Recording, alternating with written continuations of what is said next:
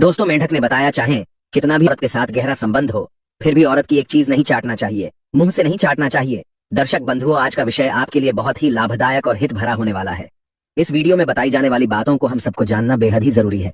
अक्सर हम लोग नासमझी में अज्ञानतावश कुछ ऐसा कर लेते हैं जिसकी वजह से हम लोग बहुत बड़ी मुसीबत में फंस जाते हैं। फिर बाद में सोचते हैं शायद ऐसा ना करते तो इस जिल्लत में ना पड़ते। क्यों ना हम विपत्ति में पड़ने से पहले ही कुछ सावधानी बरत ले, जो कि हमें मुसीबत का सामना ही ना करना पड़े।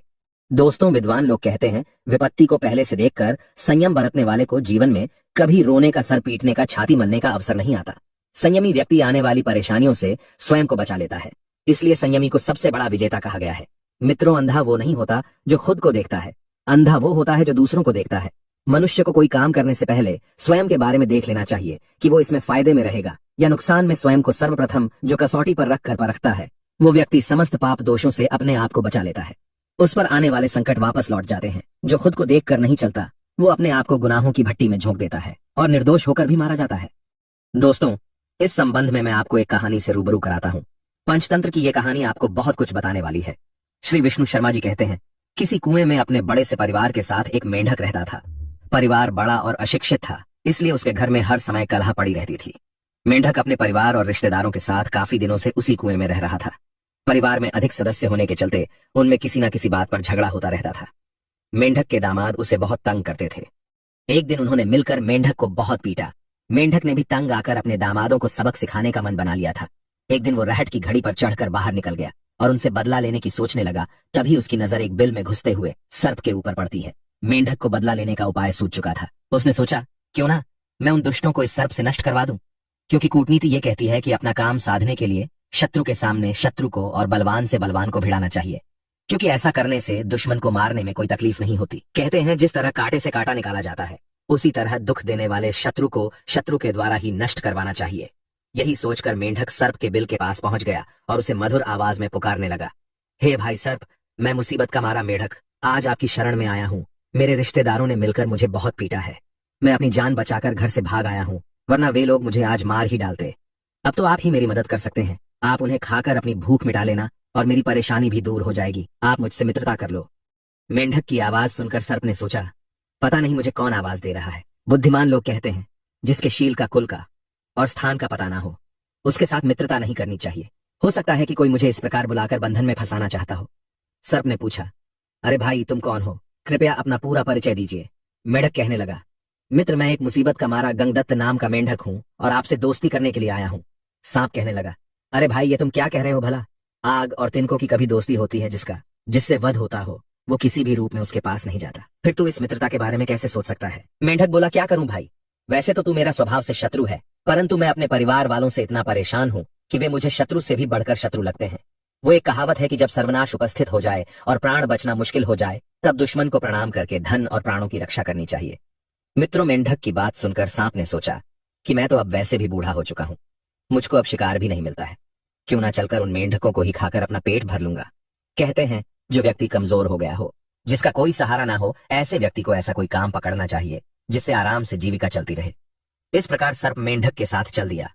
मेंढक ने कहा, मित्र, एक बात ध्यान रखना, जिसको मैं बताता जाऊं तुम उसी को खाना, क्योंकि उस परिवार में, उस कुएं में मेरा भी परिवार, मेरी भी पत्नी और बच्चे रहते हैं। सर्प कहने लगा, मित्र, तुम चिंता न करो, आप जिसे कहोगे हम उसे ही खाएंगे। मैंने तुम्हें अपना मित्र माना है, डरने की कोई बात नहीं है। मैं अब केवल तुम्हारे इशारे पर ही काम करूंगा। दर्शक बंधुओं, इस प्रकार मेंढक ने सर्प को ले जाकर कुएं के एक खोखले में बैठा दिया और हाथ का इशारा करके अपने शत्रुओं को उसे दिखा देता था। सैकड़ों मेंढकों को देखकर सर्प मन ही मन बड़ा खुश हुआ। सोचने लगा, इस मूर्ख ने तो मुझे स्वर्ग का सुख दे दिया है। अब तो मित्रों, वो सर्प रोजाना एक दो मेंढकों को खाने लगा। कुछ ही दिनों में उसने मेंढक के सारे शत्रुओं को खा लिया। जब कोई शत्रु बाकी नहीं बचा तो सांप ने मेंढक से कहा, अरे भाई मेंढक, तुम्हारे शत्रु तो मैंने सब समाप्त कर दिए हैं। अब ये बताओ कि मुझे भूख लग रही है, मैं अपनी भूख किसे खाकर मिटाऊं? मेंढक बोला, मित्र, अब आप यहाँ से चले जाओ और बाहर जाकर अपनी भूख मिटा लेना। मेरा काम खत्म हो चुका है, मेरे सारे शत्रु मारे जा चुके हैं। मेंढक की बात सुनकर सर्प मेंढक से बोला, अरे मूर्ख, तू मुझे यहाँ से जाने के लिए कह रहा है? अब बता मैं कहाँ जाऊंगा? मेरे बिल पर तो किसी और ने अधिकार जमा लिया होगा। अब तो भलाई इसी में है कि तुम मुझे यही रहने दो और अपने परिवार में से ही मेरे खाने का प्रबंध करते रहो, नहीं तो मैं सबको खा जाऊंगा। मित्रों, मेंढक बेचारा बुरी तरह फंस गया था। वो अपनी भूल पर पछता रहा था। सोच रहा था, काश मैं इस सांप को यहाँ ना लाता। अब तो मेरे और मेरे परिवार के ऊपर ही संकट आ खड़ा हुआ है। अब मैं इसे मना करूंगा तो ये सबको खाएगा। इससे बचने का अब तो एक ही उपाय है कि इसे एक मेंढक रोज खाने को देता रहूं। किसी ने सच कहा है कि अपने से अपार ताकत वाले शत्रु के साथ जो मित्रता करता है वो स्वयं ही जहर खाता है। इसमें कोई शक नहीं। मेंढक सोचने लगा कि जहां जिसका सब कुछ जाता हो वहां अगर थोड़ी सी चीज देकर अगर बात बनती हो तो दे देना चाहिए, क्योंकि जोरावर व्यक्ति की मांगने पर जो निर्मल पुरुष दान भी मन से नहीं देता है, बाद में वो सब कुछ ही छीन लेता है। चतुर व्यक्ति वही है जहां सब कुछ जाता हो वहां आधे को ही बचा ले, क्योंकि सर्वनाश उसके लिए दुसह हो जाता है। थोड़े से के लिए बुद्धिमान पुरुष अधिक का नुकसान नहीं करते। मेंढक भी लाचार होकर अब उसे एक मेंढक खाने को देता था। एक दिन सांप ने अन्य मेंढकों को खाने के बाद मेंढक के पुत्र को ही खा लिया। इस बात से मेंढक बहुत दुखी हो गया और रोने लगा। तब उसकी पत्नी ने कहा, अरे दुष्ट, अब क्यों रो रहा है? तूने तो अपनी जाति को ही समाप्त कर डाला, ये भी नहीं सोचा कि दुख के समय अपनी ही जाति के लोग काम आते हैं। मित्रों कहते हैं जैसे गंदे कपड़े पहनकर चाहे जहां भी बैठा जा सकता है, उसी तरह आचार भ्रष्ट मनुष्य अपने बचे कुचे चरित्र की भी रक्षा नहीं करता। पत्नी कहने लगी, अरे मूर्ख, अब रोने से कोई फायदा नहीं, इसलिए यहाँ से भागने में ही भलाई है। इतना कहकर मेंढक वहां से भाग निकला। उधर जब कुएं में एक भी मेंढक नहीं रहा तो सांप को भूख लगी। उसने उसी खोखले में रहने वाली एक गोह से कहा कि देखो बहन, हमारा भोजन खत्म हो गया है। मेंढक भी यहाँ से धोखा देकर चला गया है। अब तुम एक काम करो, तुम जाओ और वो मेंढक पास के ही तालाब में गया होगा, तुम उसे बुला लाओ। सर्प की बात मानकर गोह मेंढक को ढूंढती हुई पास के तालाब के पास पहुंच गई और उसने सर्प के बुलाने की बात उसे बताई। मेंढक कहने लगा, अरे गोह, जाकर उस दुष्ट से कह देना कि गंगदत्त अब उसके जाल में फंसने वाला नहीं है। वो पापी है, धूर्त है, किसी धूर्त का विश्वास नहीं करना चाहिए, क्योंकि कहते हैं भूखा आदमी कौन सा पाप नहीं करता, कमजोर आदमी निर्दयी हो जाता है। मेंढक बोला, सब कुछ खोकर अब मेरी समझ में आ गया है कि अपनों के साथ विरोध, बलवान के साथ स्पर्धा, स्त्री, बालक, वृद्ध और मूर्ख के साथ विवाद कभी नहीं करना चाहिए। मूर्ख पुत्र, मूर्ख कन्या, क्रोध करने वाली स्त्री, दरिद्रता, दुष्ट पुरुषों की सेवा, नृत्य, कर्जा लेकर खाना, ये 6 बातें सुख देने वाली नहीं होती है। इनसे मनुष्यों को दुख ही प्राप्त होता है। मेंढक अब समझ चुका था कि आपस की कलह हमेशा दुख का कारण बनती है। इतिहास साक्षी है, आपसी कलह से ही महाभारत हुआ, आपसी कलह होने से ही हमारे देश पर मुगलों का और अंग्रेजों का शासन हुआ। कहते हैं भूल कर भी इन 7 लोगों को अपने घर में बुलाकर नहीं लाना चाहिए, चाहे कितनी भी गहरी दोस्ती हो।